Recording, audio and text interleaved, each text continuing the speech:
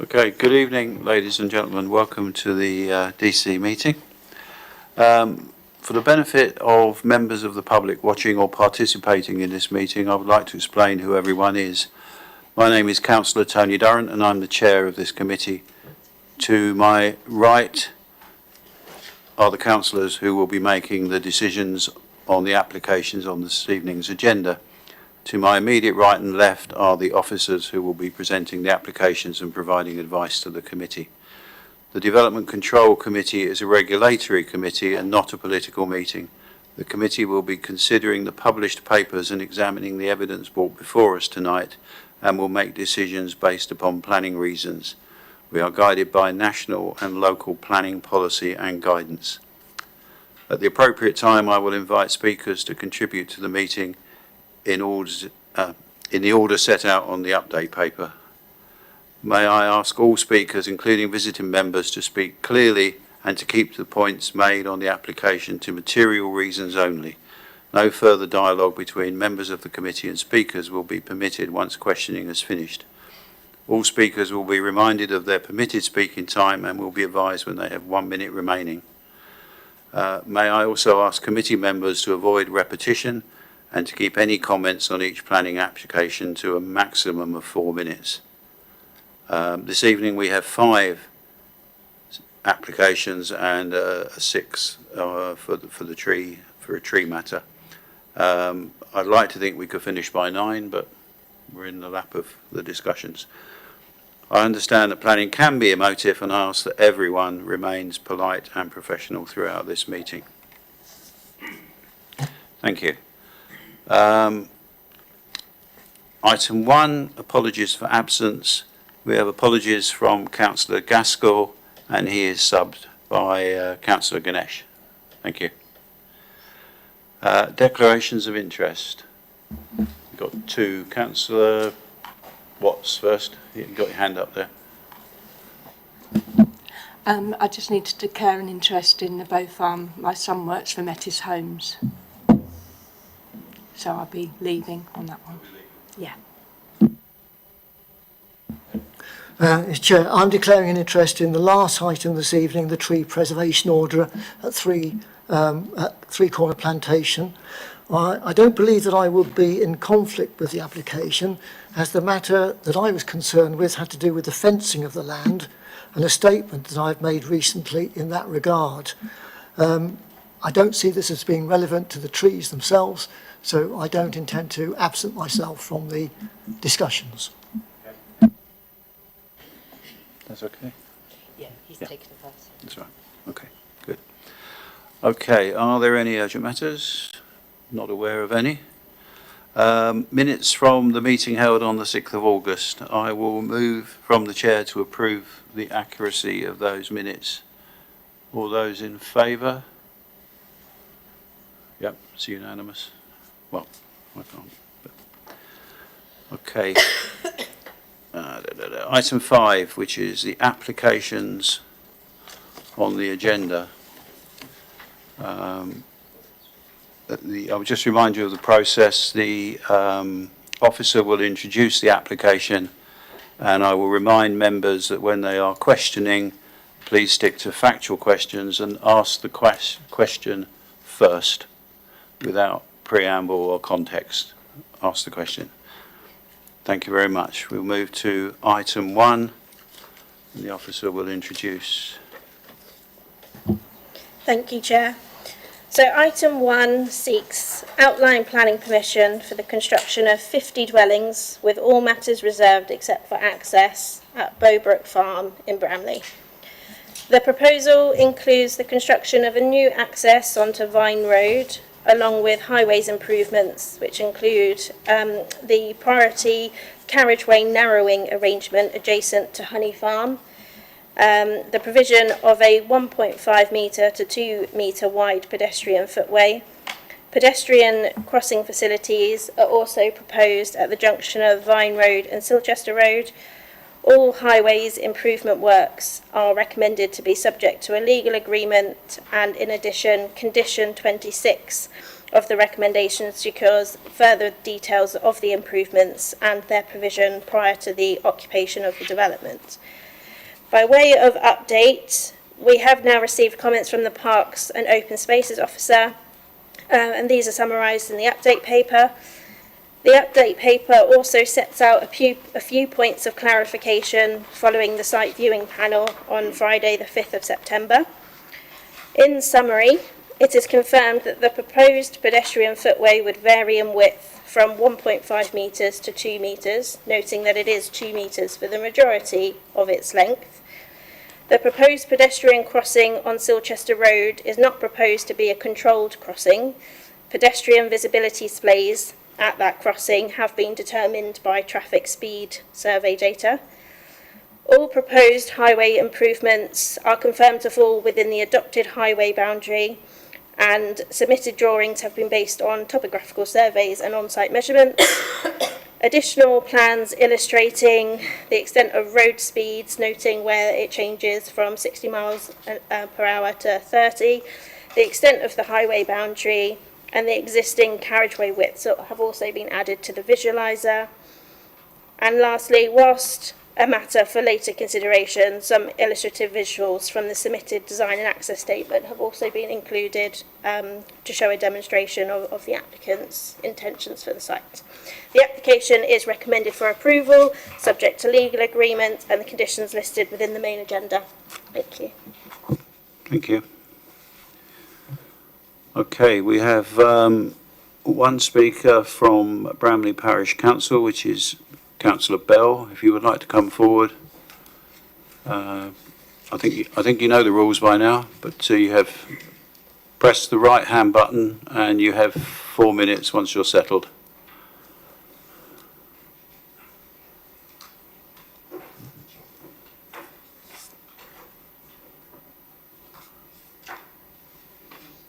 Right hand button. Thank you, Chair. This application is for a development bordering the settlement policy boundary and the conservation area. Access to the site from Bramley is being accessed travelling down Vine Road from Silchester Road past 5 Grade 2 listed buildings, dating back to the 16th century. The proposed standard footpath width for a non-field edge bridleway which is proposed for access is 2 metres. The standard for a two-way road is 5.5 metres, 7.3 depending on the traffic. Being rural, we will have large vehicles passing through. The road development is barely meeting requirements with the footpath narrowing to 1.5 metres. As you travel along Vine Road, a de-restricted lane toward the village, the plan says you pass the access to Bowbrook Stables, then 95 metres later reach the proposed development entrance on the head of a blind bend. Another 70 metres, the speed limit drops to 30 miles per hour. 8 metres further is the start of the 38 metre priority road narrowing, where opposing traffic has a right of way. Notably, the highway code stopping distance at 60 miles per hour is 73 metres, the same as from the proposed entrance to the narrowing. Residents, possibly with children, prams or dogs, must walk on a footpath along a narrow lane with over 1,000 vehicles in each direction daily to reach Bramley's oversubscribed services and facilities, a school and surgery or a shop. The route is unsafe, inconvenient and would be a nightmare. Beyond safety concerns, the road development will negatively affect nearby Grade 2 listed buildings. The Historic Environment team believes the project scale, form and placement would diminish the heritage value of these assets. Additional features like bollards and road signs along the changes to the footpaths further threaten the setting and structure of buildings. Any degree of harm is unacceptable. Although matters of layout, landscaping and appearance are reserved as subsequent consideration, the report finds that the proposed layout would introduce an urbanising character. This is against policy EM1, Bramley Neighbourhood Plan D1 and D2, and relevant guidance within the NPPF. Additionally, the proposal does not respect the existing settlement pattern or landscape setting of Bramley as noted by the landscape officer. The urban design officer objects. The sewage problem in Bramley highlighted in 8114 and 8115 of the report can be easily dismissed. cannot be easily dismissed. The present proposed upgrade mentioned in 8118 and the reason for approving Stocks Farm development of 140 houses in 2023, supposedly taking 18 to 20 months, is again delayed until the start of May 2026 with no guarantee. Having a condition 27 is completely unacceptable for approval of a development. You have 1 minute left. This area was designated as a conservation in 1983 due to its notable architectural and historic significance and was subsequently adopted in 2003 as a planning supplement. Disregarding such a document raises serious concerns as the significant vista views at Silchester Road down and up Vine Road, including those of the historic buildings, are at risk. All the objections have cited policies in both the local plan and neighbourhood plan, which this development contravenes, especially meeting the criteria of the general policy restraint of housing in the countryside. Section 16 of the MPPF, conserving and enhancing the historic environment, lists potential impacts of development. Paragraph 212 provides clear grounds for refusal. Councillors, please reject this application. Access is completely unsafe. It will damage the conservation area and its assets. You can bring it to conclusion, please. In real terms, it is isolated in the countryside, non-sustainable development as per paragraph 84. Thank you, sir. Thank you. Questions from members? Anyone? Councillor McCormick? Thank you, Chair. Are you aware of any accidents on that road in the vicinity of the proposed site? No, I cannot actually list any on that score.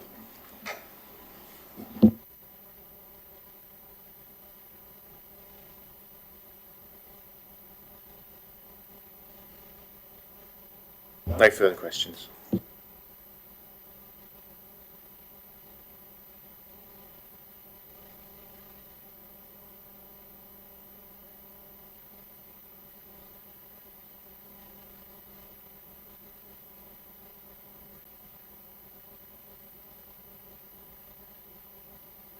Harris, Jenkins and Barry would like to come forward. If you take the seat on your right, you will have a total, you will have 4 minutes between you. When you're ready, if the first speaker would like to press the right hand button, the 4 minutes will commence. Thank you, Chairman. Good evening, members of the committee, and thank you for allowing me to say a few words on behalf of Metis Homes. Metis are an award-winning Hampshire-based house builder with a track record for delivering sustainable new homes in attractive locations for more than 17 years. All of our developments are bespoke, and what that means is that we have no standard house types or standardised approach to design. Instead, we work closely with the design officers and the local communities where we operate to ensure that we bring forward sympathetic and well-considered developments, and you have my firm commitment that the detail through reserve matters here will be shaped in that same way. I'd like to take a moment to thank your officers for working with us for more than 16 months, which has resulted in the application being presented to you today with a firm recommendation for approval. I hope the lengthy application process proves that we are not an opportunistic developer, but one that seeks to work with officers for the time it takes to produce the best possible scheme. As you've heard, our proposed development consists of 50 new homes, 12 of which are bungalows, with 20 of the new homes to be provided as affordable through a registered provider. The affordable housing and other significant financial contributions are all agreed, deliverable, and secured through the Section 106 agreement, which sits alongside the application. The scheme's been designed at a low density in accordance with the density range suggested in the village design statement. And currently, it's part of an equestrian business. And as you will have seen from your site visit, it's a unique location in that it's almost entirely screened from public view behind the boundary hedges. And that's important in the context of the reported landscape design and heritage concerns, which are based purely on the change from a paddock to residential impacting on character. This is essentially a subjective view that any change might be harmful. Please keep in mind that landscaping, scale, appearance and layout are all reserved matters, and please keep in mind that change need not be harmful. The Heritage Officer cites less than substantial harm, which is the lowest possible impact on the sliding scale of heritage assessment. Alongside your case officer, we are confident that the retention of the mature landscape and sensitive design, including bungalows behind the retained screening, will negate any perceived harm to change at the reserve matters stage. Before I move on from design, I'd just like to add that we are committed to ongoing discussions about the final appearance and materials palette here. And to reiterate, we have no standard house types and very much see this as an opportunity to create a characterful, very high quality environment that everyone can be proud of. Moving on to highways, we've undertaken detailed traffic surveys and assessed all of the surrounding highway network. And as you've heard, the package of improvement works have been agreed with the Highway Authority to include a 2-metre pedestrian footway along Vine Road, a priority narrowing of Vine Road to slow vehicle speeds further and act as a gateway feature to the village, and 2 new pedestrian crossings with tactile paving at the Silchester Road junction. You have 1 minute. All of these measures have been designed with the input of the Highway Authority and meet with their approval as positive improvements to an existing situation. And everything before you has also been the subject of an independent road safety audit, which also covers the new access and road arrangement. There is no highway safety concern from either the Highway Authority or the independent safety auditor.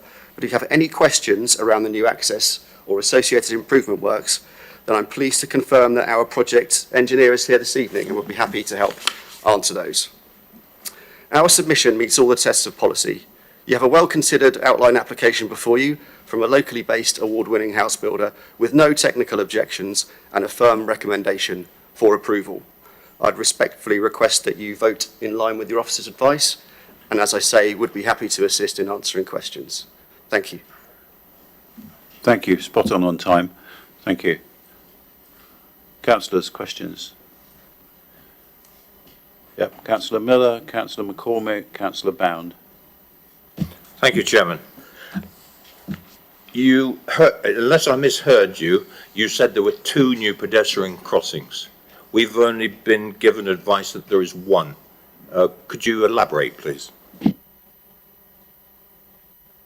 Certainly, I can confirm there are 2, and I'm very happy to hand over to our engineer to talk to you a bit more about the detail of those.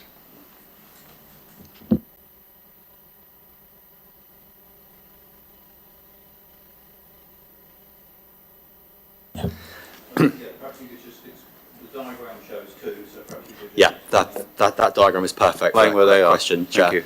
Yeah, so at the top of the sort of T, the yellow T, I suppose you can see the bottom leg being Vine Road and the big sort of right to left yellow, sort of, that's Silchester Road. And we are introducing a new crossing of Vine Road at the point it meets Silchester Road. So it's just south of Silchester Road. So that's a sort of left to right, east to west crossing where there's currently no footway on the western side. So it's a bit further up from where the pointer is. That's it there. So that's one of the crossings of Vine Road. And then the second crossing is of Silchester Road, exactly where the pointer is now. And they will take the form of new lengths of footway, drop curbs with tactile paving to help visually impaired persons. And as was mentioned within the officer presentation, they've been designed in accordance with the recorded traffic volumes and speeds. Thank you. Yes, thank you, Chair. We found it a little curious that they were just drop curbs and tactile paving when to the right on the other side of the junction there, that the crossing has a refuge.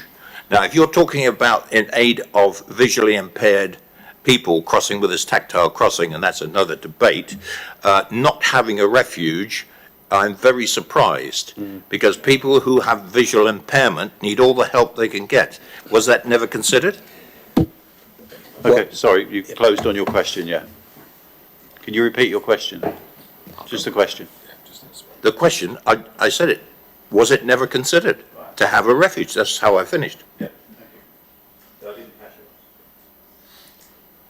Chair, so on that point, the existing refuge, which is shown just north of where the pointer is now, that enables people to cross the road in 2 halves.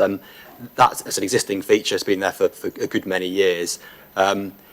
It wasn't considered as part of the scheme because the bulk of the facilities in Bramley are to the right, so that's probably likely to be a more well-used crossing where the existing refuge is. This is really just to provide some kind of connection where there's currently no link at all, so there's no footway whatsoever around that western radius, but there is a footway on the northern side, so it enables people to cross the road safely to access an existing footway to carry on a journey in that direction should they wish. Thank you. Do you have any more questions? That was Councillor Andy. Andy? Thank you, Chair. I've got a couple of questions actually. The first one is looking at the access diagram. There is a pavement that's 1.5 metres and a pinch point. Am I right in thinking that that is because of the limitations caused by the highways land available? Did you explore purchasing additional land to make the road a bit wider and therefore safer, possibly put a cycleway in? And the second question I have is on the papers we got, page 100. There is an arrow pointing to the site. So we've got access from the road. There's an indicative drawing, and there is an arrow pointing to the site on the northern boundary with an indication that there would be a sport recreation area, possibly a playground. Are you intending to have an access point at that site for pedestrians? And are you intending to use that in the way indicated on the drawing? Thank you. Thank you. Jeff, if I take the first question first, and then I may need just to get some clarity on the arrow on page 100. I've just been past page 100, and I can't immediately see an arrow, but I'm sure we can get there between us. So with regard to the footway width, the footway has been designed on a topographic survey base, so it accurately reflects the existing widths of carriageway, verges, and other frontage features. It has been designed within the highway boundary to avoid having to effectively purchase land from private frontages, but it has been carefully designed through 3 iterations with Hampshire County Council and does meet with their standard for footway widths. So a 1.5 metre width is to standard, with most of the scheme being 2 metres, which is their maximum standard. The traffic speeds here are 30 miles per hour. The average speed is, existing average speed is 29 miles per hour. With the reduction of the realignment of the road, the narrowing, the introduction of a footway, more pedestrian activity, speeds will inevitably be lower than they are currently recorded at. And both ourselves as applicant, designer, and the County Council are happy with the widths that are being provided. Cycling can take place here on street. There's 2,000 vehicles a day using this road. That might sound like a big number, but in cycle guidance terms, that is entirely suitable for on-street cycling, with the speeds that have been recorded at under 30 miles per hour. So cycling can take place on street. In fact, Silchester Road is part of National Cycle Route. It's NCN 23, so we will have a connection to the cycle route within 100 yards or so of the site access. Just on this page 100 and the arrow, I've got page 100. I can't immediately see the arrow, but is that the pink one? I can help answer that question. That's to show... It's the purple arrow on the visual. Yeah, the development you see to the north is a recently approved development of bungalows, and there was considered to be quite an important view corridor that's taken through the centre of that site. And that was something which we respected in the indicative layout of the new homes on this development, to retain that open view corridor through the central amenity space, which is where the equipped area of play, kickabout area, and other recreational space exists. So that's an open corridor to respect views through the site. Supplementary, Andy? Anything else? Was it intended that there was going to be access from the newly built close onto the play area? Bearing in mind we got children that might want to use the play area, that their alternative is to use Vine Road and do 3 sides of a square. Thank you. Yes, I mean, this is an indicative layout only at this stage, but we would be very happy to explore creating footpath links and openings in the landscape buffer on that edge to enable pedestrian access through. What we can't do is facilitate any rights through from the other side of the fence, but we're very happy to accommodate an access at that point, and would be more than happy to discuss that with you further at reserve matters stage to make sure that's in the right location. Okay, thank you. Councillor Bound, you had your hand up next. Yes, thank you. Are you sure that you can accommodate the minimum level of multi-function green space within the application site? Yes, it's actually significantly above the minimum level of amenity green space. It's more than, I think the figure was 20% in excess. The comments from the open space officer was more to do with how that space was laid out, but we have more than sufficient room within that area to accommodate all of the requirements for on-site equipped area of play, a kickabout space, and other usable amenity space. So yes, there's sufficient, more than sufficient room. There's a significant over provision. Thank you. Councillor Jones. Yes, if we can go back to the other diagram of the junction, the old manor house, yeah, there, yeah. So the manor house is immediately on the edge of the road there. On the other side, you appear to have the sign showing the priority of traffic.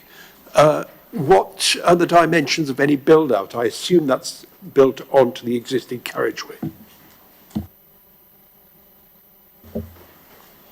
Yes, that's right, Chairman. The build-out is opposite the manor house, so it's on the, looking at that diagram, the left-hand side of the road, and effectively the scheme reallocates the existing road space, providing space for pedestrians to walk at the cost of traffic. So effectively there will be a single lane of traffic governed by a priority build-out arrangement over that section by Honey Farm, just south of the manor house, which is entirely consistent with the local transport plan, which says exactly that we should be in village environments where people are providing greater facilities and road space for people as opposed to the expedient and fast movement of traffic.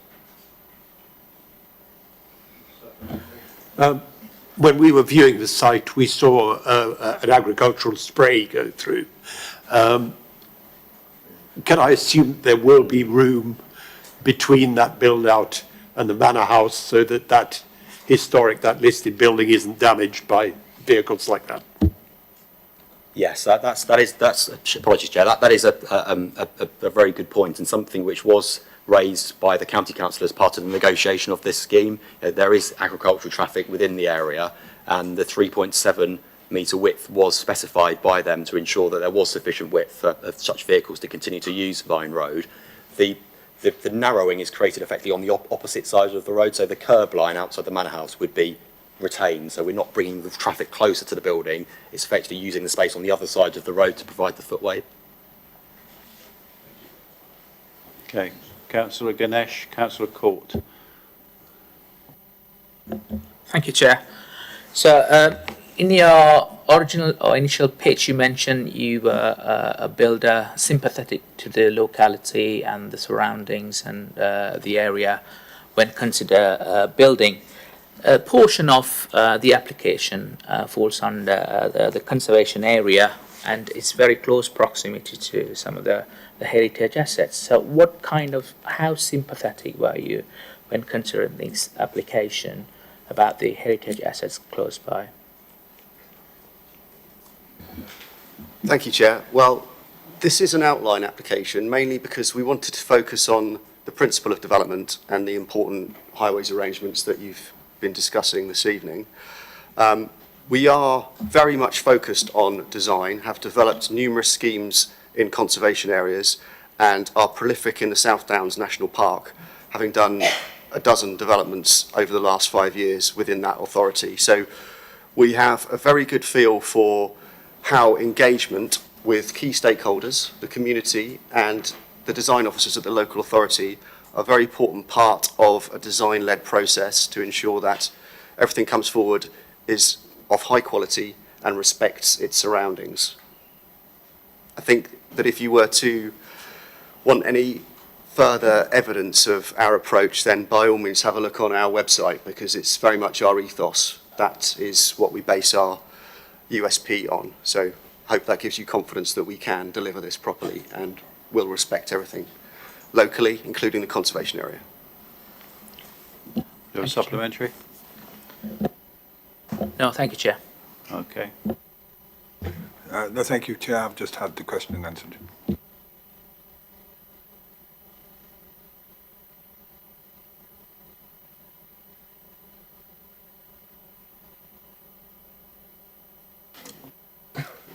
Questions for officers?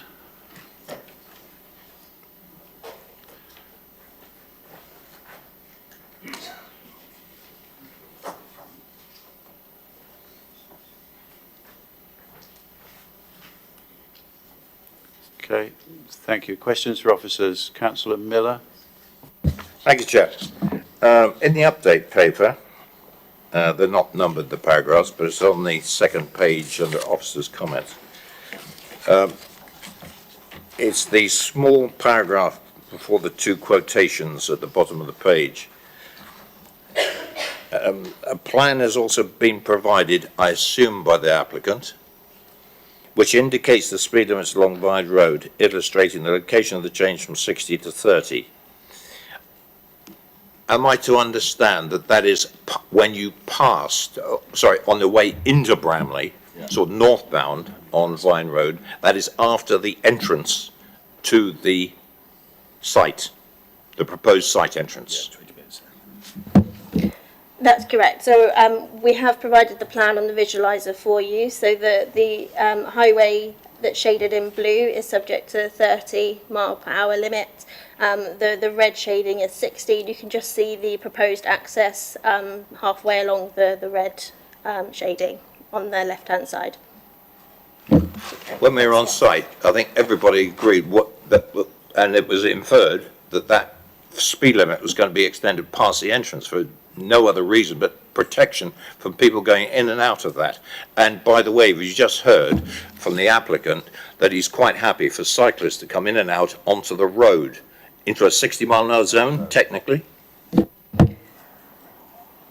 So, sorry. I think that's outside of the question, and the highways are not going to change it. So I'm not sure how the officer can answer that. Well, I'm sorry, it's in the officer's report. I'm just asking the question because I'm afraid when we were on site and we witnessed the kind of traffic that was coming down that road, I think it's a relevant question. Thank you. So there's no proposals to change the speed limits. What we have reproduced on the visualiser as well is a table taken from the transporter's statement, which sets out based on the actual speeds observed by the speed survey at the junction, at the location of the proposed junction. And so you can see that the average speeds observed were 29.9 miles per hour in both directions, notwithstanding that it is subject to a 60 mile per hour limit along that section of Vine Road.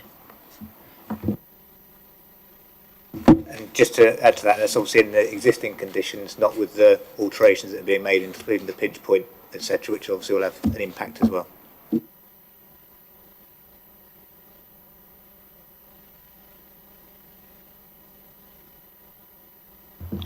Thank you, Chair.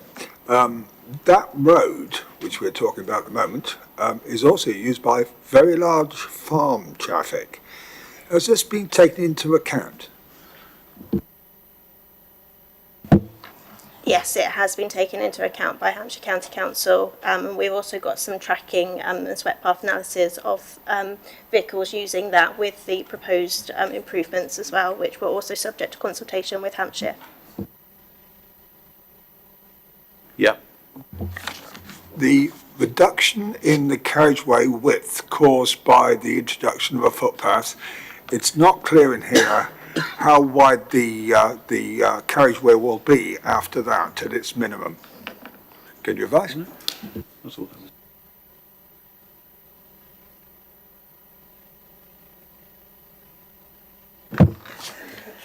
At the pinch point, so at the narrowest section, it's 3.7 metres wide.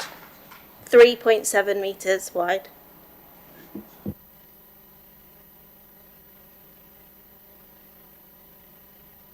Yes, one more. Just to confirm, then that becomes a single track road. That is what the is being proposed along that section of Vine Road, is that it becomes a single width carriageway with priority for those travelling southbound. Councillor McCormick. Thank you, Chair.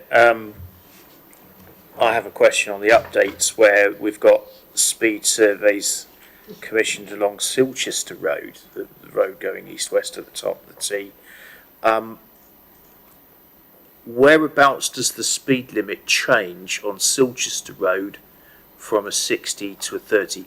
How close is it to that proposed new crossing?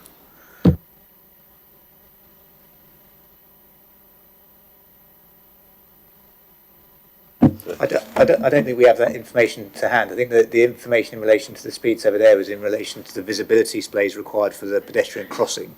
In terms of just on that diagram there, you can see some lines going from those tactile paving sections back, so it's just really to establish what the appropriate visibility was there.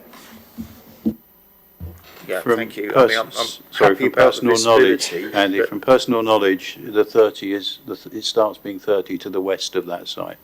Right, but the reason why I ask is I'm thinking about an informative on this, because speed limits going eastbound from the 60 to 30 are 3 miles per hour above the speed limit, the speeds that have been recorded on this traffic survey. That suggests there might be a need to extend the speed limit westward on Silchester Road if there's going to be a new pedestrian crossing put in there. In addition to concerns committee members have about the speed limit on Vine Road. I think that would be a matter for the Highway Authority, just in terms of the current functioning of the highway, as opposed to anything directly related to this application. But the pedestrian crossing has been designed taking account of measured speed surveys, if you like, and then the visibility required from those crossing points looking in each direction. Councillor Grassi? I have concerns of traffic coming out of the development because it's like essentially it's a country road and it follows the contours which drop away.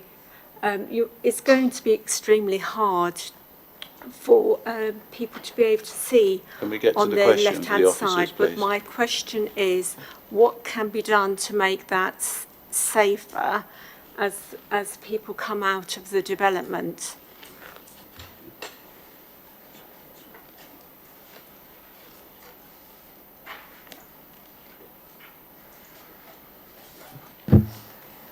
Sorry, the visibility displays at the proposed junction have also been subject to consultation with Hampshire County Council, who have raised no objections, and the visibility displays themselves are also subject to, or the provision of those are subject to one of the conditions. If you just bear with me, I'll just locate the precise one.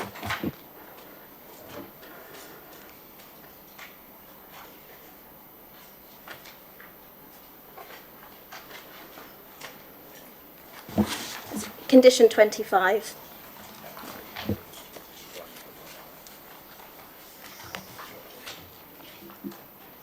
Thank you, Chair. Okay, thank you. Any more questions for officers? Councillor Court. Just a query on drainage in terms of the date of this proposed development and the date that there is a proposal to do anything about drainage in Bramley, which Thames Water have indicated there is a problem with.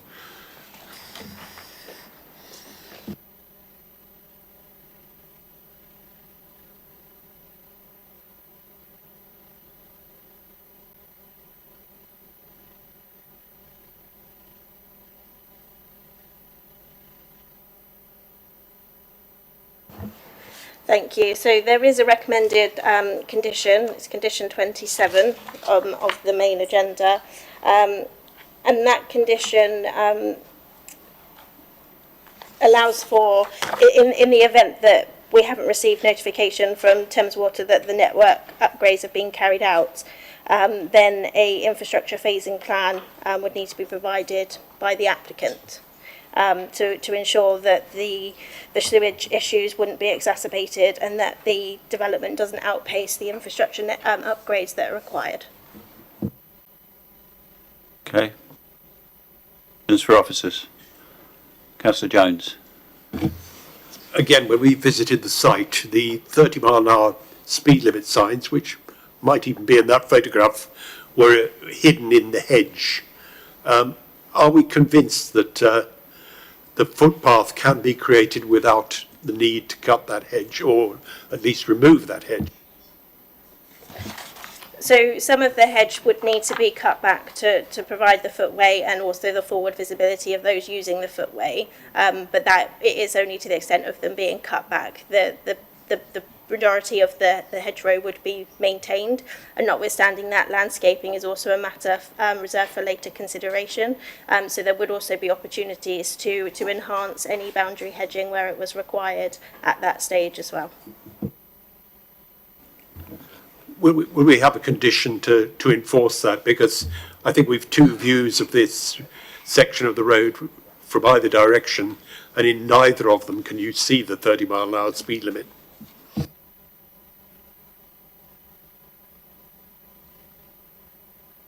It would form part of the landscaping details. So what landscaping details are secured, are recommended to be secured through the condition and submitted through the reserve matters application, and that would come down to details of maintenance, which would also be secured through that condition. Okay. Any more? Councillor Hussey. There's a concern about speed and the visibility of the 30-mile-an-hour signs. Would it be possible to liaise with the developer or have a condition for road surface marking?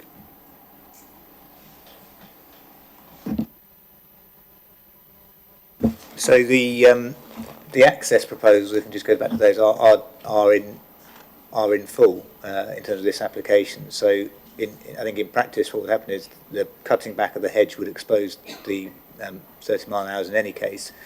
We can obviously highlight that through an informative in terms of when they progress to the necessary highways agreements with Hampshire County Council, that matter is picked up as part of that process. So we could certainly raise an informative on the decision notice, so that when they get to that stage, if that was the case, that issue is highlighted certainly.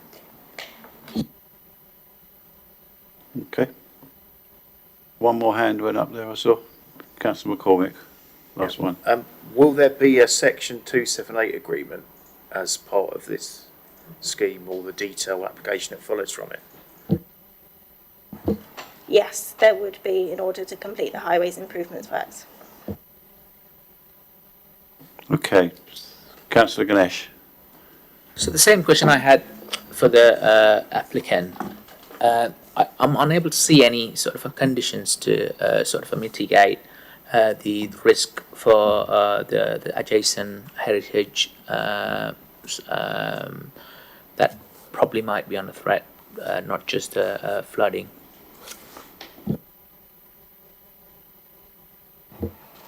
So details of scale, appearance, landscaping, overall matters reserved, so would be considered at the next stage, so they're not for consideration at this stage. The report sets out a few expectations for how a development potentially would come forward and what we would expect to see at reserve matter stage, but ultimately that would be for the next stage in the application process. Thank you. Okay. All right. We will move to debate now. To kick off, Councillor McCormick. Well, I think a number of us have raised concerns tonight, not so much on the principle of development, but on the highways and access issues. I think we have to take into account with considerable weight the fact that the statutory consultee, Hampshire Highways, is not objecting. It had initial objection, but those concerns have been addressed. So I'm quite prepared to move this application, but I would want to put an informative in about the road safety concerns raised tonight, so that consideration could be given to the developer working in partnership with Hampshire County Council to extend the speed limit, 30 speed limit westward on Silchester Road, because the traffic survey shows that traffic coming eastbound is going at 33 mile per hour. We've got an informal crossing there without a refuge, and also Vine Road, extending it further south because there is a bend on 60 mile per hour road. They will have, done the necessary homework, and we've got indications that the visibility displays are acceptable, but if it could be extended a little bit further southward, that would give that additional reassurance that cars are going to be entering that bend and the junction at a slightly lower speed and negotiating the traffic calming at a slightly lower speed. I know we can't make any enforcements on it, can't put any conditions on it, but I'd like to think we could put an informative on it, thereby our concerns are then recorded. Thank you, Councillor McCormack. It's just on that point around the informatives. I think even though the informative notes are, as you say, not enforceable, they are notes to raise an issue. I think the only ones that we can really put on are ones which have a direct relationship to the proposal. So I think there are two that have been mentioned this evening. One was in relation to the access works themselves requiring some further discussion about exposing a 30 mile an hour sign on Vine Road, because that will inherently be part of the access works in any case, in terms of the position in relation to the hedge. The other was in relation to the possibility, or the applicant exploring the possibility of the pedestrian connection through from the north on that purple line, because I think they're both inherently part of, or potentially part of the proposals. I think it's different with regards to the extent of the speed limit on Silchester Road, because that effectively is a sort of status quo position. So I don't think we could include that as an informative, but we could include the other two, if that assists. Okay. Sorry, we have a motion. Does that yeah, I'm happy to accept that. Okay. Is that what you're proposing, Andy? Do we have a seconder?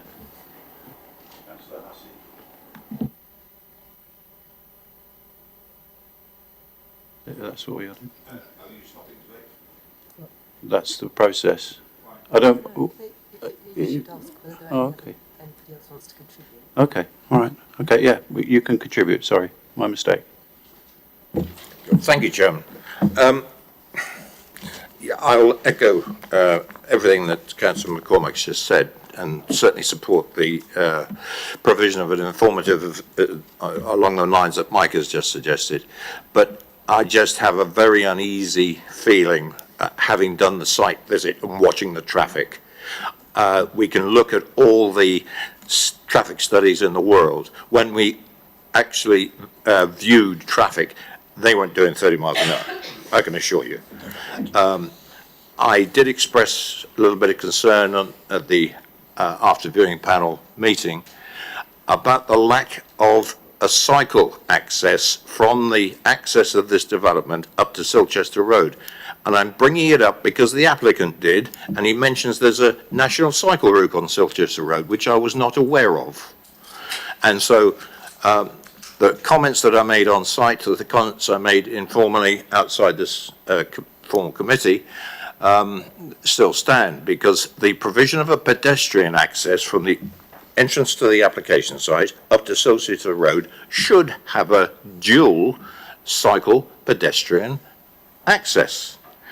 We know that the school is the far side north of Silchester Road. We've got 50 houses going in with families, and those children will need to get to school. Now, we are encouraging multimodal access in this council, and it's a matter of policy. Yet we are now not being forced, but we're encouraging a pedestrian only. What do young children love to do? Cycle. And that narrow road is coming down to a width where we know the kind of distances we have to separate from cycles on the road. We're all experienced with that now. And I think it's a deficiency in the application that this, for whatever reason, could not be made to have a dual access of cycles and pedestrians from the entrance of this application up to Silchester Road. That's all I wanted to say. Thank you.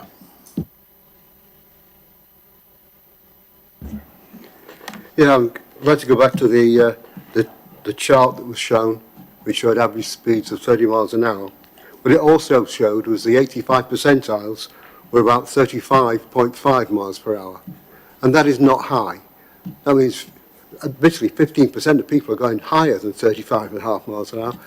But with improved signage and the road narrowing, which will act as a traffic calming measure, I'm happy to support the professionalism of Hampshire County Council Highways, that they've taken all the safety measures into account.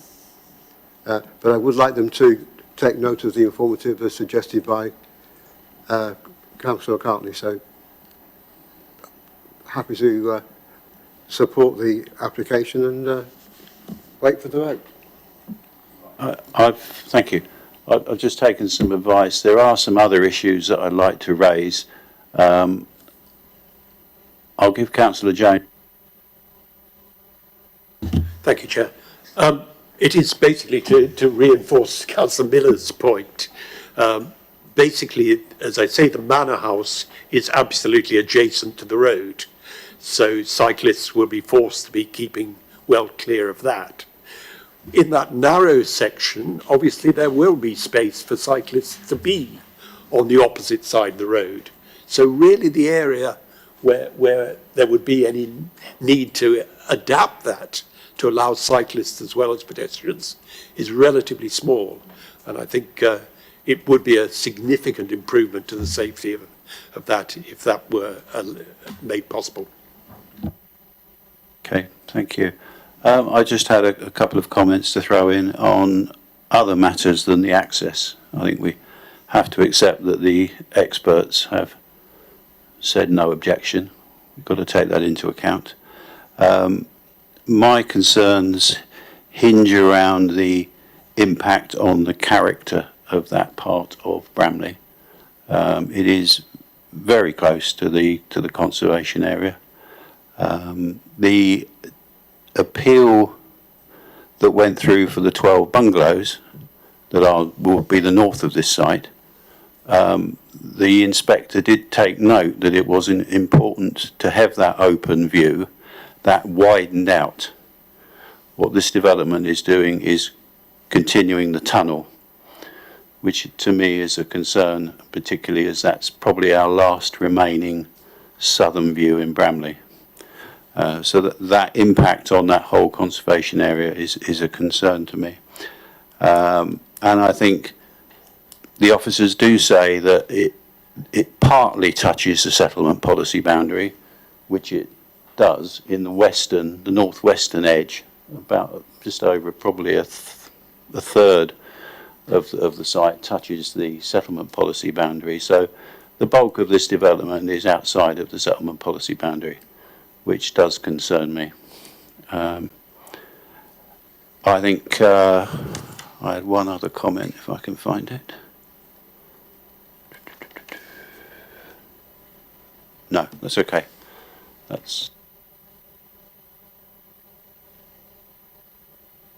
Thank you. I mean, quite apart from the access issues, which I think have been well gone over tonight, I certainly wouldn't be happy to send a child out of that turning onto a 60-mile-an-hour road on a bicycle. Quite apart from that, we do have objections from the urban design officer, the historic environment team, the landscape team, and concerns from Thames Water over the foul sewage distribution, and we have objections from 2 different parish councils. I'm not happy with this, and like I said, my main concerns would be the access, but we don't have the experts to back us up with that, which is disappointing. But there are a number of consultees here that have raised objections that I do think we need to pay attention to. So I'm struggling with this one. I really can't support it, but I don't know. Okay, thank you. Any more comments? We'll move to vote then. So all those in favour of the officer's recommendation?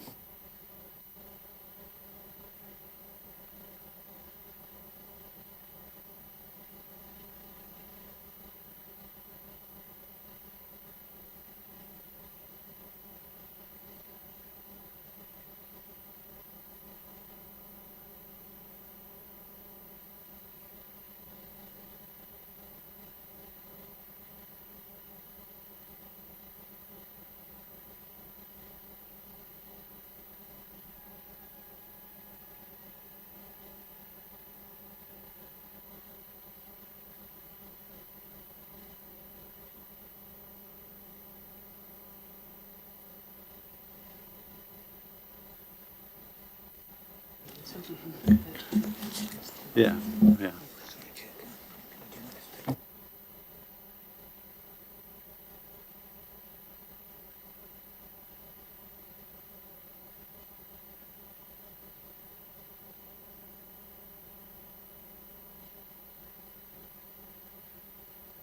Okay.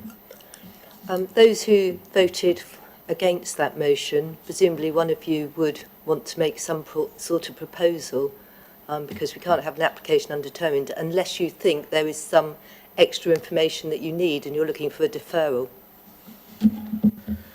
The concerns I have is unable to come up with some form of mitigation for the access issues we've identified. If we have something in place, I should be able to support that. Ideally, having an expert in the panel or one of those DC to tell us what could be the alternative or mitigation, I'll be happy to support this application.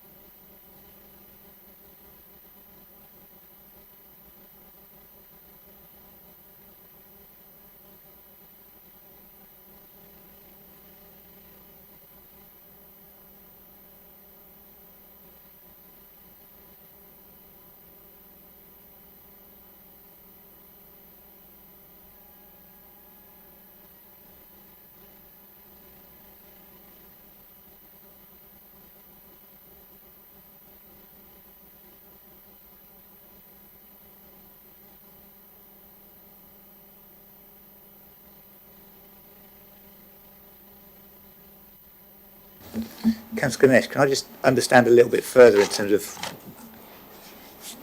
what specifically, in terms of obviously the access is in detail already. There's already been an explanation of the access proposals, the off-site highways works in terms of the footway width. Is it something specific about the access arrangements that you're seeking further information on? So is it the alternatives of a wider footway? Is it the specifics of the visibility? Yeah, what is it specifically that you're seeking further information on to be presented through a deferral? So a number of concerns were raised around the width and the accessibility and cyclists having a two-way access and the speed limit from 60 to 30 if there is some form of arrangement that Hampshire County Council or some form of expert attending the DC to assure us that it can be extended further to assure the road safety. That would be sufficient for us to stand by these applications and say this would assure us road safety for the residents on that road. So what I, just in terms of just understanding that, just so I've got it absolutely clearly, what we're seeking, I mean, obviously we can't require Hampshire to attend the meetings. We can require a specific additional consultation response from them. and that would raise the questions of whether a widened footway beyond what has been proposed is necessary. So that would be sort of question one. Whether there is any justification or requirement for the speed limit to change basically a more southern point beyond the access. And a specific question about whether there's any wider concerns about cycling connectivity from the site. Are they the three main areas and the reasons for deferral potentially? That's right, Mike. Thank you. Proposal then? Yes, I would like Proposal to. deferral. Is there a seconder for that? I'll second that. Okay. For deferment. Councillor Bennell, okay, we'll vote on deferral for extra information. All those in favour? 5, 6, 7. And against? Against? We're not having against? Sorry. Against that motion? 1 and 2. Any abstentions? 1, 2. Okay, the item's deferred. Just to confirm, Chair, the item's deferred in relation to 3 additional points to be raised for further information from Hampshire County Council Highways in terms of an additional consultation response covering the width of the potential footway, whether there needs to be an extension of the speed limit further south beyond the access, and whether there's any specific concerns around cycle connectivity from the site into Bramley. Thank you, Chair. Thank you. Okay, we'll move on to item 2. If the officer would like to introduce. Sorry.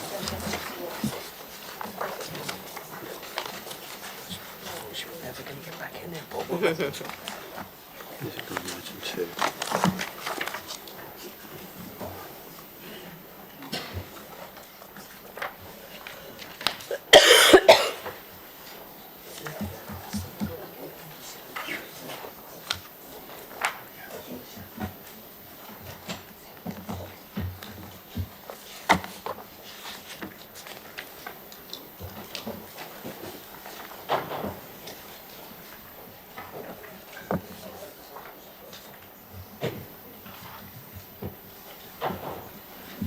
Ready to go?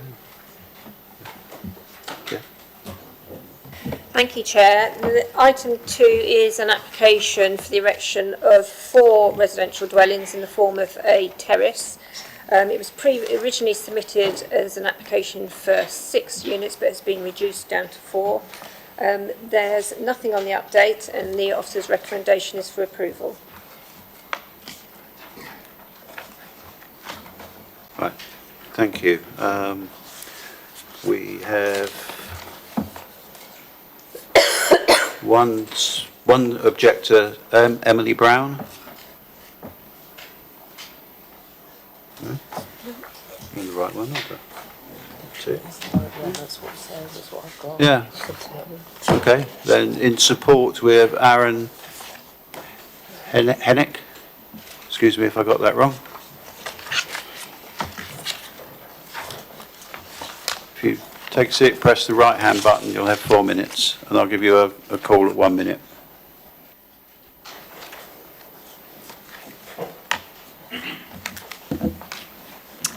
Thank you, Chair, and good evening, members.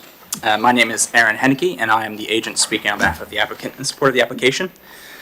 The current proposals are the culmination of a multi-year process of collaboration and discussions with council planning officers, which has led to the development before you now. This includes additional revisions and agreement with officers during the course of the application, resulting in a further reduction in the number of dwellings proposed from previous iterations. As it stands, the development before you consists of a 2-story terrace of 4 dwellings with private rear gardens, landscaping, bin storage, and car parking. Some of you will be aware of the site's planning history and of the previous planning application that was before the committee in December of 2020. That application was for a more intensive development of 6 flats with loft accommodation and dormer windows and roof lights, which led to concerns about overdevelopment, design, and neighboring amenity. That decision was subsequently appealed, during which the inspector found no issues with respect to overdevelopment or the design of that proposal. Rather, the inspector ultimately dismissed the appeal due to overlooking concerns as a result of the back-to-back distances to properties on Cranbourne Lane specifically. Now, the current proposals before you have entirely addressed the overlooking issue. The loft accommodation has been removed, with no roof lights or dormer windows proposed. In addition, the size of the first floor has been reduced in depth, ensuring that the minimum 20 meters back-to-back distance is achieved to properties on Cranbourne Lane, per the Council's guidance. Importantly, the proposal is no taller and no wider than the previous version considered by the Council in 2020, and which the planning inspector found to be acceptable. Indeed, the building will match the ridge height of its closest neighbors, whilst following the established building lines along the street. The proposals will therefore have no discernible impact on overlooking or privacy, nor on outlook or overshadowing, as was previously confirmed by the inspector. The application is accompanied by a transport statement confirming that the development is acceptable with respect to highways impacts, access, and public safety. This has been reviewed by the Highways Authority, and no objection has been raised by them. Furthermore, following the reduction in the number of homes, the development now provides extra car parking spaces above the Council's standards, which will help address concerns from neighbors. Requests by the Council's Urban Design Officer have resulted in further refinement of the designs, with the addition of brickwork detailing and other architectural features in a considered and restrained way. The intention has been to provide visual interest to the building without appearing incongruous, and the Urban Design Officer has confirmed their support for these changes and for the development generally. Full details of the design and materiality of these features, as well as details of landscaping, boundary treatments, and cycle and bin storage, shall be further discussed and agreed with officers by way of planning conditions. It should also be noted that the development has been deemed entirely acceptable with respect to flood risk, sustainable drainage, and ecological impacts, as confirmed by officers. Conditions have likewise been secured to ensure these matters continue to be addressed going forwards. By granting planning permission, members will be ensuring the long-term and viable use of this vacant site for much-needed family-sized housing. The development will improve the visual amenity of the area, providing enhancements to Cranbourne Passage, new landscaping, and high-quality dwellings in place of derelict garages. The provision of 4 new homes on a brownfield site within the settlement boundary, at a time when the Council cannot demonstrate a 5-year housing land supply, is a significant contribution that carries substantial weight in the planning balance per NPPF paragraph 125.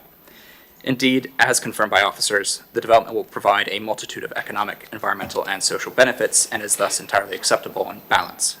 We therefore respectfully request that members follow their officer's recommendation and move to approve this application. Thank you. Thank you. Okay, questions from members? Sorry, questions from members? None? Okay, thank you very much.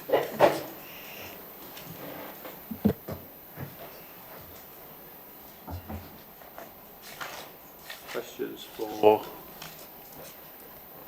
officers? Any questions for officers? No? Okay, we'll move to debate. Councillor Miller. Thank you, Chair. Having looked at the application, we didn't have the advantage of a viewing panel, but I don't think it was necessary. It looks as if this application suits this particular area very well. It's been well thought out, it's properly designed, it's got all the amenities of the parking spaces allocated over and above the minimums, and I am more than happy to move the officer's recommendation. Yep. Thank you. Councillor Ganesh. Happy to support the proposal to move this application for approval. Thank you. Councillor Hussey. Halliday Close has a serious shortfall in parking. It was assessed as part of the parking in in residential areas as priority number 62. And several years ago, our officers had a look and could find no available land to extend the parking. That is except for this particular site. And residents have taken it upon themselves to park there because it's convenient. If approved, this application would remove that informal parking and therefore exacerbate the current parking situations in Halliday Close. However, that parking is informal, and this application has no requirement to tackle the existing parking problems in Halliday Close, which is sad for me because it's in my ward and I understand the parking issues. But it means that although parking has been raised by a number of objectors, it cannot be taken into account when assessing this application. Indeed, the parking that they're providing is above the requirement for 4 houses by 1 space. So they've helped a little, but only for their own development. But I can see no reasons on parking to object to this planning application. A previous planning application, which we refused and was the appeal was dismissed by the planning inspector, was for 6 houses, but 3-storey. And when you look through that planning inspector's report, the reasons he gave for dismissal of the appeal have all been addressed. I can't see any reasons for refusing this application. I would like to see it refused on behalf of my residents, but I can see no reasons. I've looked to any other councillors who might be more inventive than me to find an objection, but I can't find any. So, relatively, I would support this application. Thank you. Okay. Anybody else wish to say anything? We have a motion to approve the officer's recommendation. All those in favour? Yeah.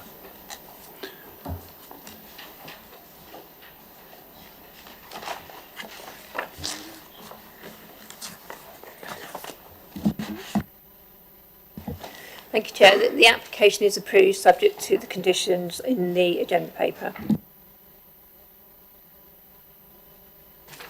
Thank you. We'll move to item number 3.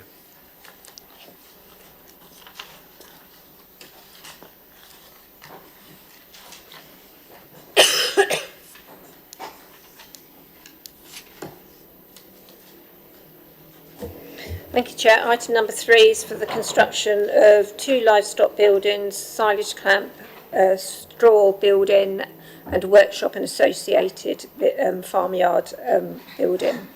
I draw your attention to the update paper. The site was viewed by the viewing panel and that's reported on the update paper. The officer's recommendation is for approval, subject to the conditions in the agenda paper. Thank you.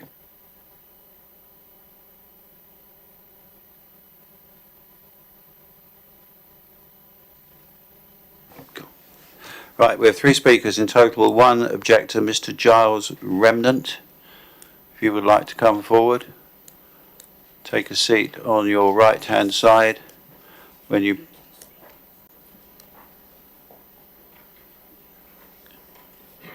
press the right-hand button, your 4 minutes will begin.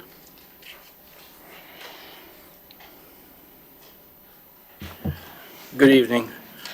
I wish to raise the following critical points to the planning officers. You will have received a number of objections, some from authorities, some independent, and only 1 in favour of this application, and that was written by a tenant of the applicant.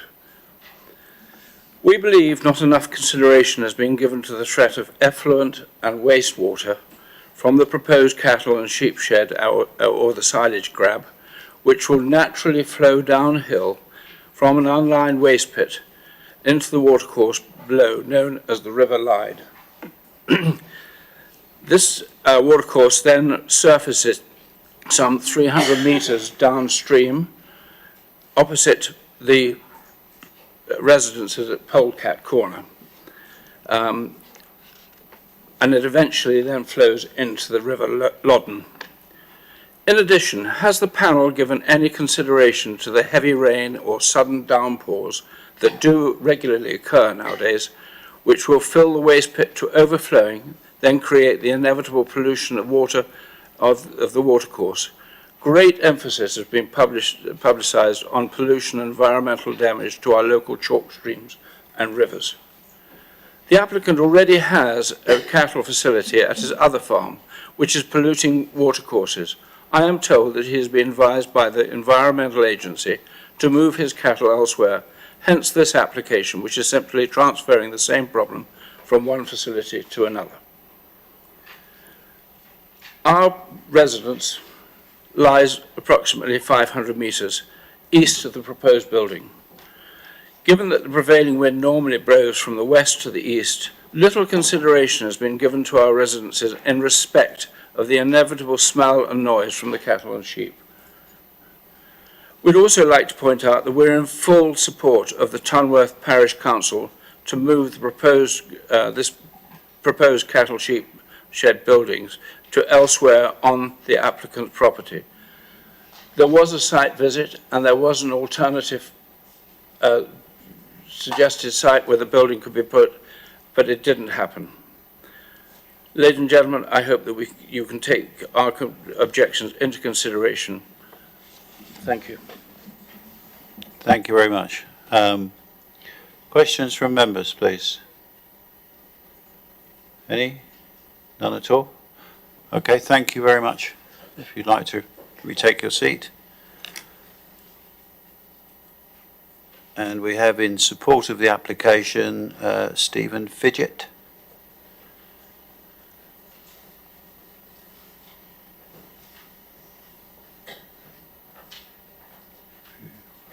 When you press the red button, you'll have 4 minutes, and I'll give you a shout at 1 minute to go.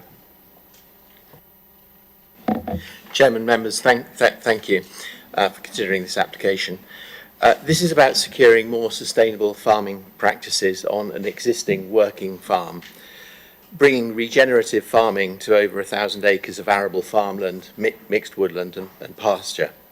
It's an approach that tackles climate change by rotating crops and livestock, increasing organic matter in the soil, locking in carbon, helping it to retain water in dry conditions, and improving soil health.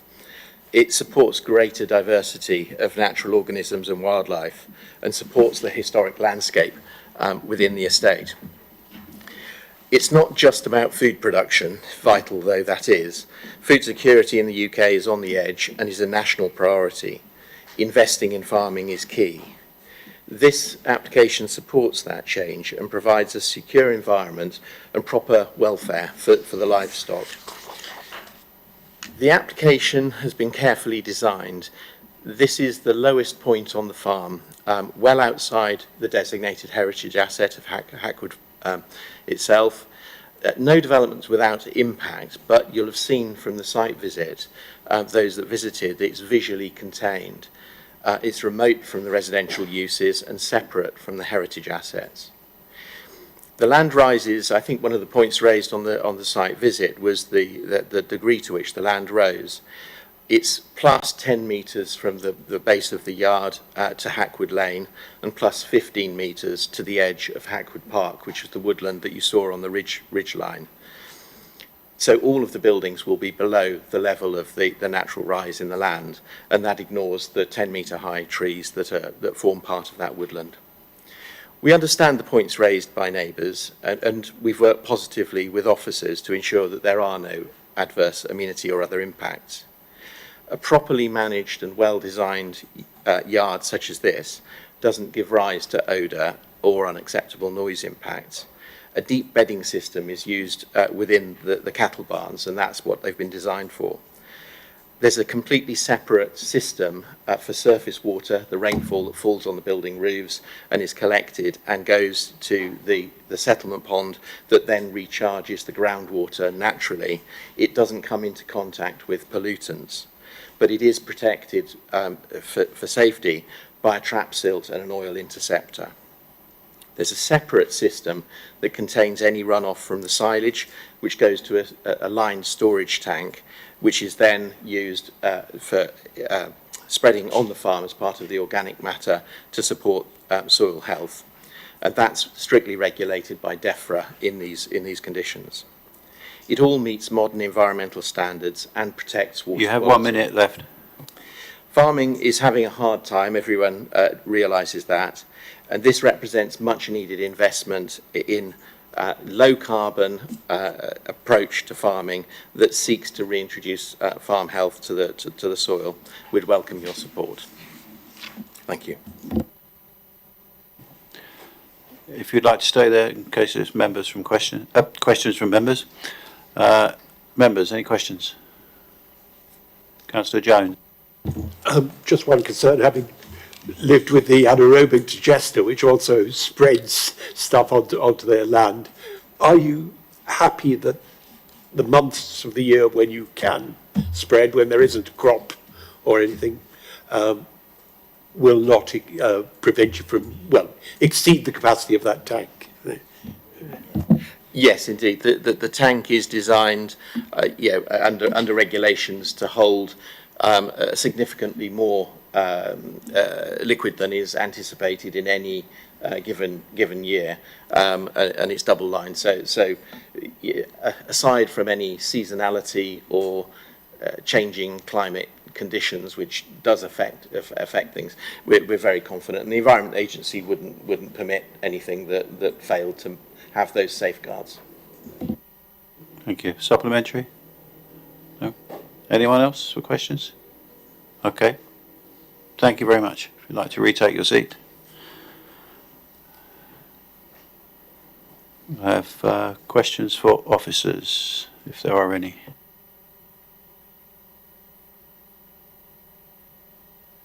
Okay, we can move to debate. Happy to kick it off again, Chair. Now, this one really did warrant a viewing panel visit. It was very obvious, especially when the applicant who's then joined us explained exactly where the particular buildings were going to be in relation to the rising ground, which has just been alluded to by the agent.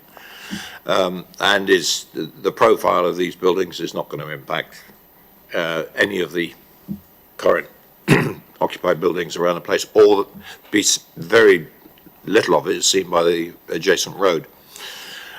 We have all expressed concerns about the spills, about freshwater runoff and from the silage, and in my dim and distant days as a young man, I worked on a farm for a year, and I've spread silage and fed it to cows, so I'm very much aware of it, and that was the questions we asked for on site, and you've heard them repeated this evening.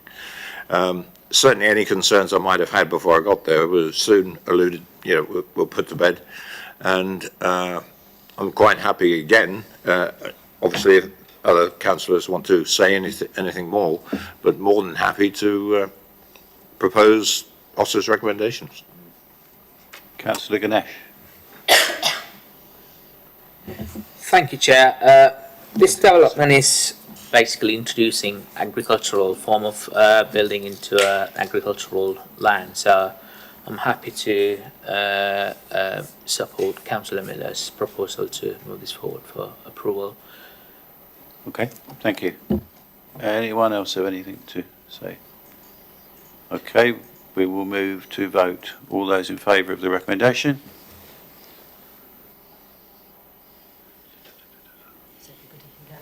Yep. Thank you. Thank you. The application is approved subject to the conditions in the agenda paper.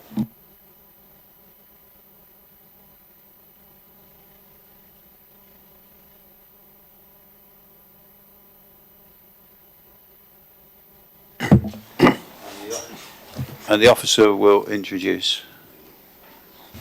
Thank you, Chair. So this application is located at land to the southwest of Galley Lane in Headley. The application is for technical details consent for the erection of 4 dwellings, which is 2 pairs of semi-detached properties, and this is in accordance with the permission in principle which was approved by this committee in September 23. In terms of update, there's just a short update to correct a minor typographical error in condition 4, just to revise one of the dates set out, and this application is being recommended for permission. Thank you. Don't have anybody, do we?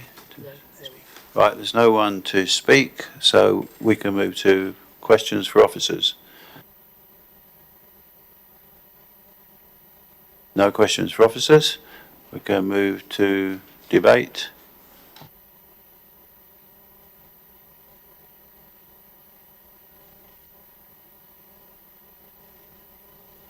Sorry, Councillor Bound, Councillor McCormick.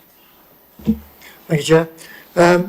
I can remember this as coming forward as a PIP back in 23. I supported the PIP then, and I don't see any reason why I would want, well, I wouldn't want to, but I can't see any reasons for refusing the application this time. It's adjacent to a small development already, name of which just slips my mind. Adjacent to it, Paynes Close, and this adjoins it. There is an update to the conditions, which I think ensures the ecology and biodiversity net gain related to this site. So I don't know what the rest of the panel are thinking, but I would move approval. Thank you. Councillor McCormick. Yeah, I will second. I know PIPs and TDCs aren't popular amongst people, but I can't really see any sound reasons to refuse it. It looks relatively straightforward, so yeah, I'll second. Thank you very much. Anyone else wish to say anything before we move to vote? Okay, we move to vote.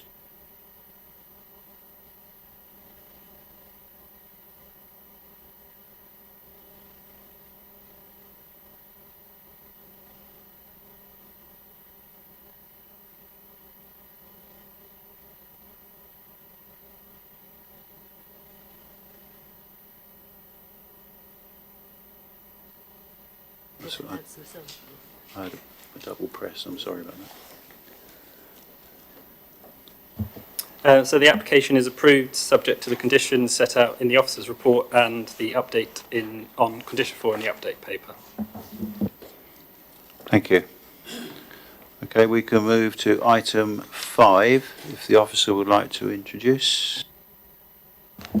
So item 5 is an application located on land adjacent to Hollington Lane. This application seeks planning permission to vary condition 1. This is to amend the approved drawings, and this relates to plot A and the provision of a garage which would replace the previously approved carport. There are no updates associated with this scheme, and the application is being recommended for permission.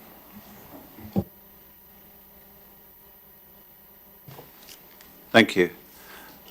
We have an objector to speak, and Mr. Barton? No? Okay, we have in support Mark Lear. If you'd like to come forward, take a seat on the right.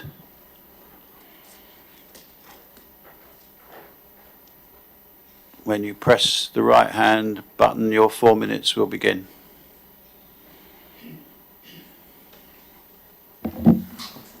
Good evening, everybody. Thank you for the opportunity to speak today. I'm also the applicant, Mark Lear.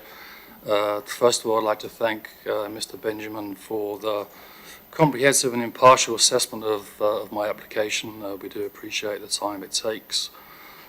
When we purchased the land with a carport, we always felt that a garage with accommodation above is more in keeping with Plot B, which has that permission already.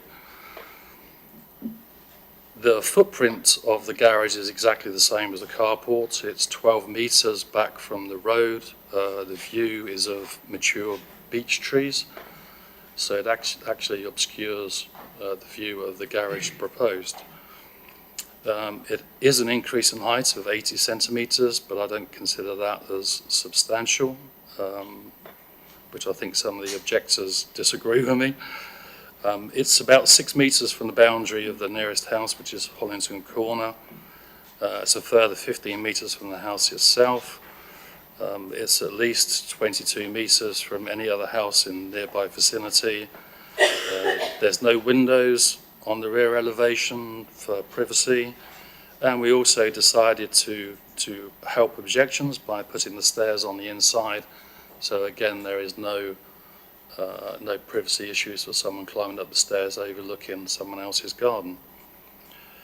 Whilst I respect the view or living conditions for our neighbours to be concerned about, so I was actually very surprised we had the objections that we had. And so I've done everything I possibly can to try and mitigate any problems with the proposal. We also accept Mr. Benjamin's recommended condition of 27 to ensure usage is ancillary, and that's always been our intention, just ancillary usage, no other reason for doing it whatsoever. We therefore hope you agree with the proposal and the garage will cause no harm whatsoever compared to the carport, and approve our application in accordance to Mr. Benjamin's recommendation. And thank you for your time. Thank you. If you'd like to stay seated in case there are any questions. Members, any questions? No? Thank you very much. If you'd like to retake your seat. Questions for officers? No questions for officers. We can move to debate. Councillor Miller. Thank you, Chair. Yes, it was good to hear from the applicant that he actually has talked to his neighbours and to apply mitigation as far as he can to this particular garage. As 80 centimetres is no real big deal. And together with the officer's inclusion of this new condition, I'm more than happy to move this for approval. I think it's an example of if you can communicate to your neighbours and with officers, you can come to a satisfactory conclusion. Thank you. I'm from the chair. I'm happy to second that. But if anyone else has anything to say, no. We'll move to vote. All those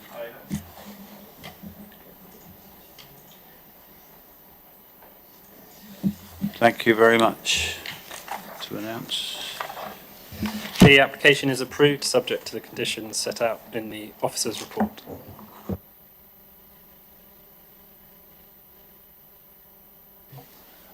Thank you very much. We will move to item 6, which the officer will introduce. Yes, Mike? No? Yes, yeah.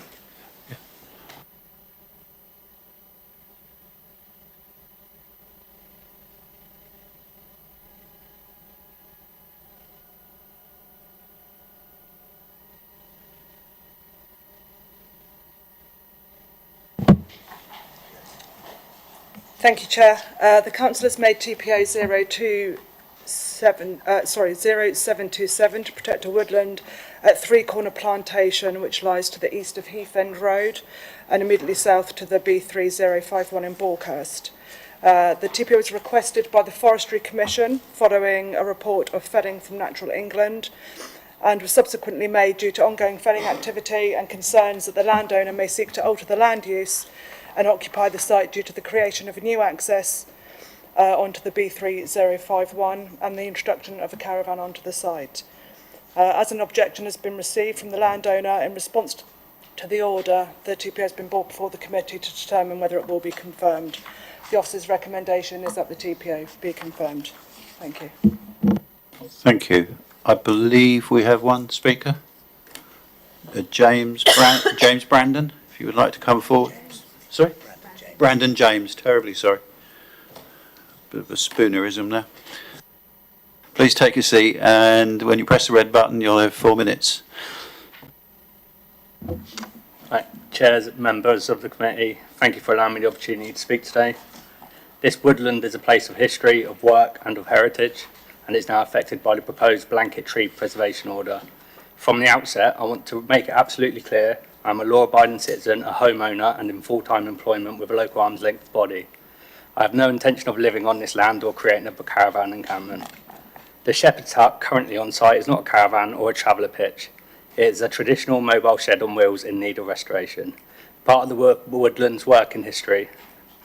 Likewise, there is no new access point. What exists today is a careful reinstatement of a long-established historic track that has been in use for many years. These concerns, while I understand why they were raised, are unfounded. It is important to recognise that this is not a wild forest, but a plantation, predominantly of silver birch, deliberately planted and historically maintained as a traditional working coppice. For generations, this woodland has been managed practically and sustainably. Birch crowns for traditional besom brooms, trunks for firewood and charcoal, moss twigs and holly for eaves. There is even an original charcoal pit on site, evidence of its long-standing working character. When I began works in September 23, the woodland had been left largely unmanaged for many years. It had become overcrowded, unsafe and choked with wind-blown trees and dense undergrowth. The work I have undertaken since then, gradual measured felling over 18 months, not clearance but a careful restoration to make it accessible, usable and safe. I want my children to inherit not an abandoned thicket but a healthy, productive woodland. That is why I'm concerned that the blanket TPI, while well-intentioned, is excessive. It risks introducing unnecessary bureaucracy into what has always been a working, producing coppice. The Council is right that coppicing can continue under a TPO, but the requirement to seek repeated formal consent for traditional crafts and routine management will place an unrealistic burden on me as a private custodian with limited time and resources. I am more than willing to work with the Council and the Forestry Commission to put in place a formal, long-term management plan that balances oversight with practicality. This would ensure the woodland continues to contribute to biodiversity, public amenity and heritage, while remaining viable as a working producing coppice. In conclusion, I respectfully urge the committee to reconsider whether a blanket TPO is the right instrument for this site. Please recognise it for what it is and has always been a responsibly managed traditional working woodland. With your support, I can continue caring for it the way it was always intended, for the benefit of wildlife, the local community and future generations. Thank you. Thank you. If you'd like to stay seated. Any questions from members? Any questions? No? Thank you very much. If you'd like to turn the switch button again. Yeah. And then take your seat. And we will have questions for the officer. Councillor Miller, Councillor Jones. Thank you, Chair. Yes, I've got a question about paragraph 1.2 on page 256. I note, I won't read it, it's there for us all to read, but it's the last sentence. This is presumably after a site inspection was taken by the Forestry Commission. However, the scale of the felling did not breach the threshold requiring a felling licence, nor did it constitute a breach of the EIA, forestry. So if nothing was breached, and I noticed in the paragraph introducing this, it's a maybe in the future. So nothing has, no regulation seems to have been broken according to the words in the report. Is that true? That's correct, Councillor, yes. So the Forestry Commission, when they assess a site, under the Forestry Act, at present, you can remove 5 cubic metres of timber from a site within a calendar quarter. What the Forestry Commission's concern is that if that threshold is reached continuously, essentially it slowly erodes a woodland, and that is the concern here. There's been no breach at this stage, hence why the Forestry Commission did not enforce anything, but they requested that the order be served to prevent that from happening.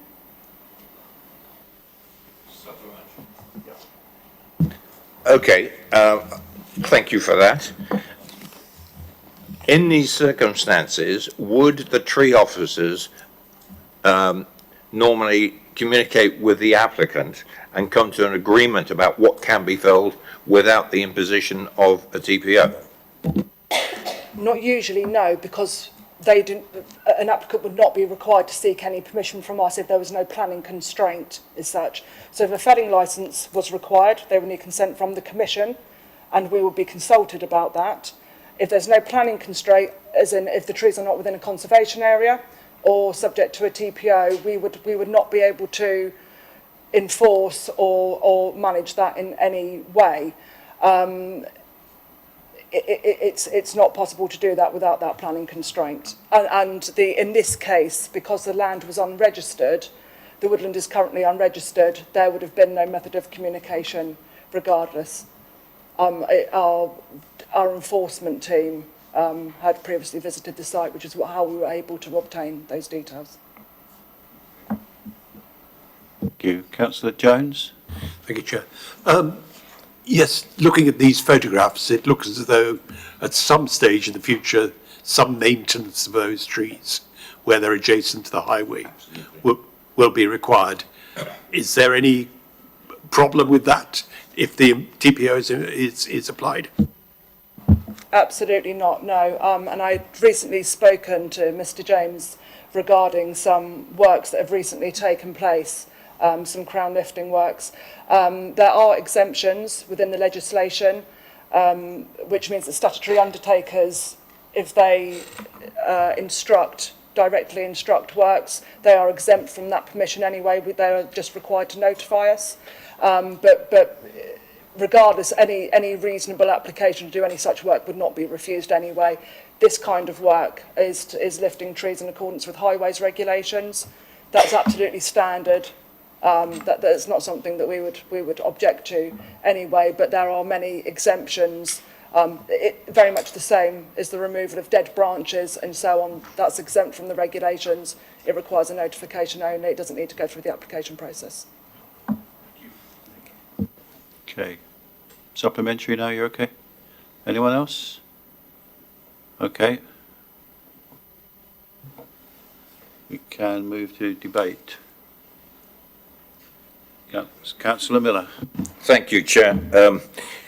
Yes, having gone through the pain of illegal felling in extensive areas very adjacent to my own ward and the trauma that the council had to go through, it looks like this is process, I think is the expression we can use. I know the applicant voiced concern over the bureaucracy that has to be gone through. I'd like the occupant to rest assured, as a ward member, you don't know what bureaucracy is. We do, and I think this is necessary.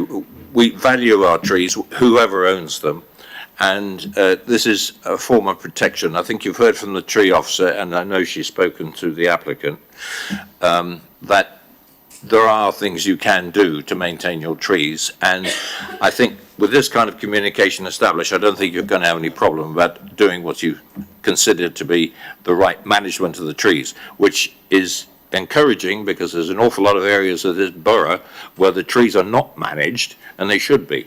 And I think that this seems to be a good relationship that's been established, and I'd like to thank the officers for their consideration, and I want to propose the recommendation, please. Thank you. Anyone else? Seconder?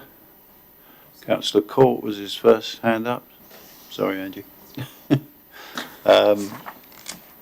Anyone else wish to say anything at all? We will move to vote. All those in favour?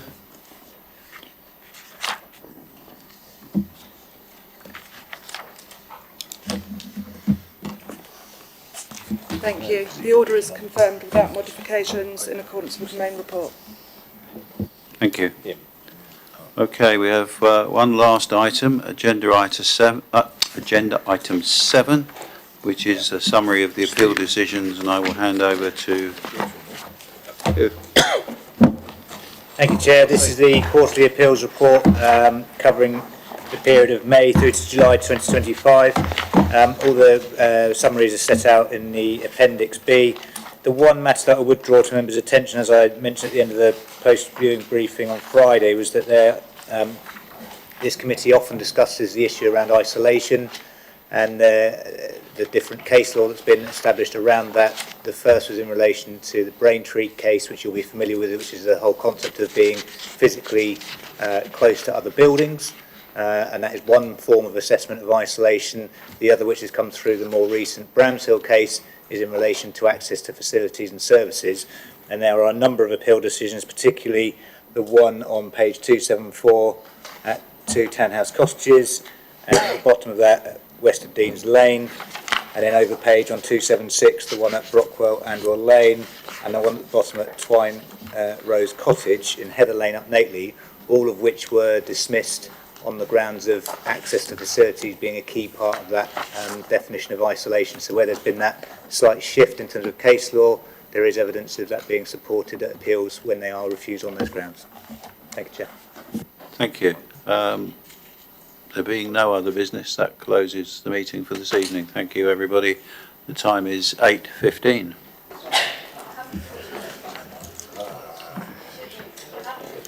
All right, guys, sorry, just before you go, just one little piece of admin is we have to just note the last item. Yeah. So if we could, please, all noted? Noted. Noted, thank you. Put it on the record.